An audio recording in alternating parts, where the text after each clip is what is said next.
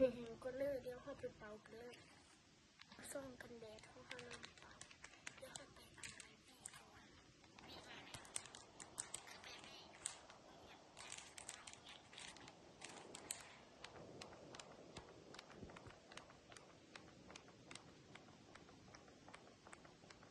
เพื่อนนี่แห้งเขามาถ่าย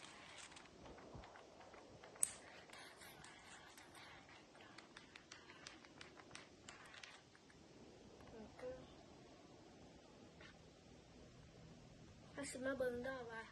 เฮาแต่งหน้าไปจักนาทีไปบี้กระหักหลังแล้วเขาไปปังหัวหอมก่อนเสร็จแล้วแล้วเขาก็สิมาทากันแดดกับพวกฟ้าเสียเขาบอกว่าถ้าสองขอนิ้วแต่ว่าเฮาถ้าซ้ำกล้าเอาใส่เป็นกันแดดเขียน